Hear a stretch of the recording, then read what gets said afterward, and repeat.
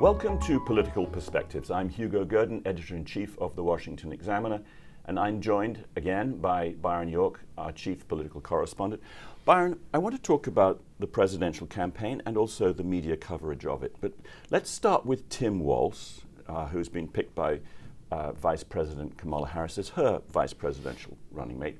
The evidence is stacking up of a form of stolen valor, and it's getting a lot of attention. As a retired Sergeant Major in the Army National Guard out of Minnesota. Retired out as Command Sergeant Major. I spent 24 years in the military, Congressman, as a Command Sergeant Major. I know. Tim Walz is one of those everyday people. Coach to the state champs, Teacher of the Year, Command Sergeant Major.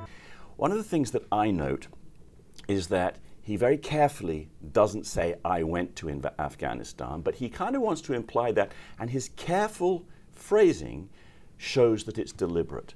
Talk a bit about that. I think so. I've looked at a lot of statements from him, and he clearly means to give the impression to a listener that he did serve in Afghanistan. Now, he did serve in Italy. I mean, we have a huge air base in Italy. We have lots of U.S. military facilities around the world that people need to keep up. But he wasn't in Afghanistan. He wasn't in the combat zone. And he does leave you that impression. But it does give him, if you challenge him on it, he'll say, look, I never said I was in Afghanistan. I was serving in support of Operation Enduring Freedom.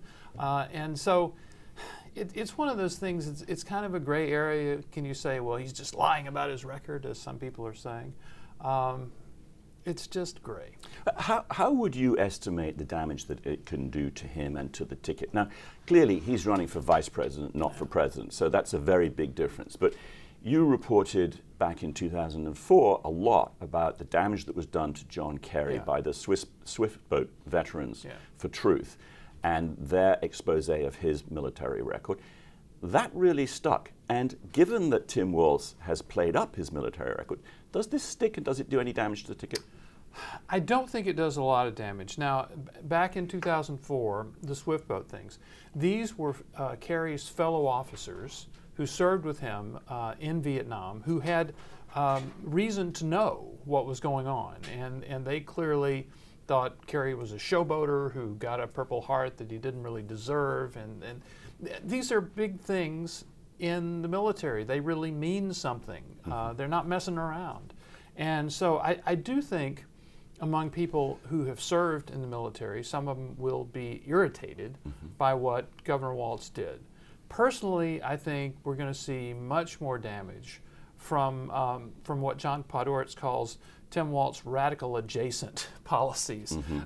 We obviously, a lot of the 2020 rioting was focused in Minnesota, and there's a lot of radical Islam in Minnesota that he's been very kind of cozy with. So I think more damage is going to come from who he has been as a governor than the whole National Guard thing. Right. So I want to turn our attention, and it's interesting that you mentioned the radical Islam, because there's an area of that I want to turn to, but it has to do with the media coverage of the presidential campaign. There was a very amusing incident. We're going to look at a clip of a CNN anchor, Caitlin Collins, appearing on the Stephen Colbert Show. Let's just have a look at that. I know you guys are objective over there, that you just report the news as it is. Oh, I know. CNN makes a. I know. Was that supposed to be a laugh line? I wasn't supposed to be, but I guess it is. Now, what we just saw there was. It was funny. It was funny. Stephen Colbert, just not intending to create a laugh, just said, CNN reports the facts, it's subjective. And even the left-wing Hollywood audience broke into spontaneous laughter. They know that that's not true. Perhaps the only person in the whole room who didn't know that that was not true was Stephen Colbert. And it clearly stung CNN, because the very next day, it seems to me, they did a couple of things to try and reestablish their news bona fides. They picked up a story that our own Gabe Kaminsky, an exclusive story that he ran, which showed Tim Walz praising somewhat effusively a radical Muslim imam as a teacher and a master teacher. And it turns out that this imam was a fan of Hitler and a pretty unpleasant anti-Semite. When I see a master teacher, I know it. And over the time we've spent together, one of the things I've had the privilege of is seeing the things in life through the eye of a master teacher. In a newly revealed video by the Washington Examiner, Tim Walz is heard praising a Muslim cleric back in 2018 who has spread anti-Semitic content on Facebook, calling him a master teacher, his words. In a statement to CNN, the Harris-Walz campaign responded to this report, saying, and I'm quoting now, "The governor and he do not have a personal relationship. Governor Walz strongly condemns Hamas terrorism." And then on the same day, CNN anchor John Berman was talking to a Harris campaign spokeswoman and asking why it was that Harris was operating this kind of run and hide campaign. Why, she didn't have any events that day. Why wasn't she doing a press conference? The reason I was asking about today is because it seems like she has time if she wanted to do an interview with a member of the media or do a news conference, correct? There does appear to be that time if she wanted. Well, look, she has said on the campaign trail that she would be doing an interview at some point. But not today. All I'm saying is not today. She could do an interview today, I would think, because she's not out there today. Well, look, she's taking her message directly to voters, and just because she doesn't have an interview schedule on her public schedule doesn't mean that she's not taking her message directly to voters. So I wanted to ask you, do you think that the media is going to let the Harris-Walz ticket kind of continue its run and hide campaign? Is it going to let it get away? Or is their desire for stories and for respect from these campaigns greater than their desire for a Democratic victory? I think the answer is yes, they're going to allow this to happen. First of all, as we record this, the Democratic convention is going up.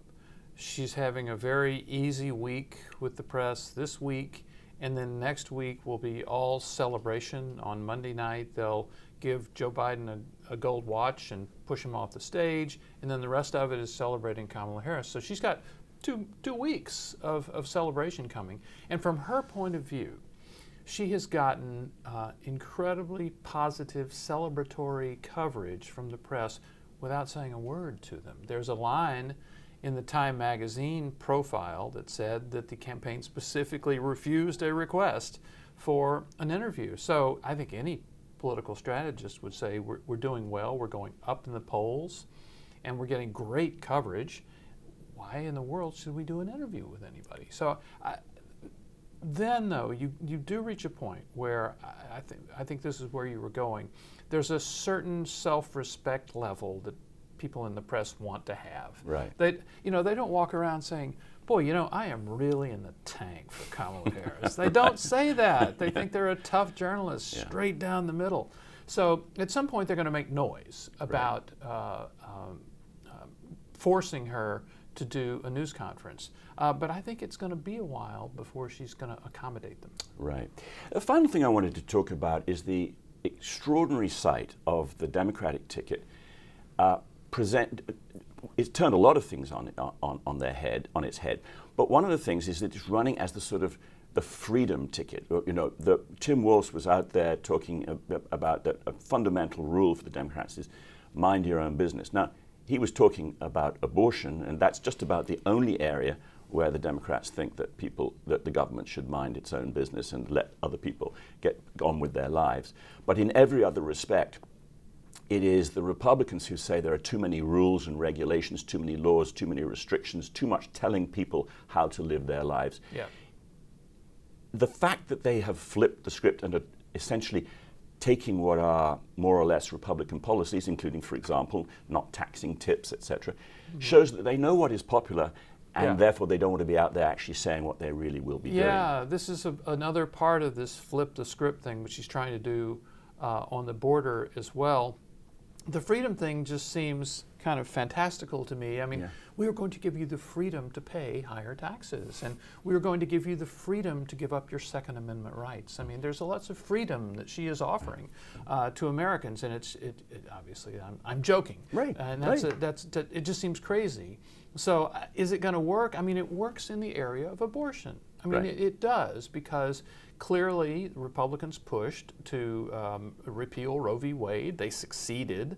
And now there are significant restrictions on abortions in a lot of states, although some states have, like Minnesota, have 0 restrictions on abortions.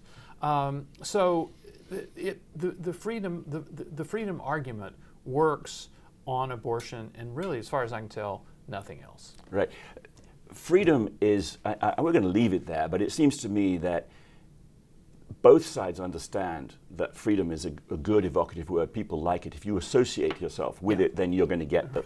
But on every other policy, it is the Democrats who want to tell people how to behave, and freedom is not really central to their message. But that's where we're going to leave it. Thank you very much, Byron, for joining us. And we'll be back again next time with Political Perspectives.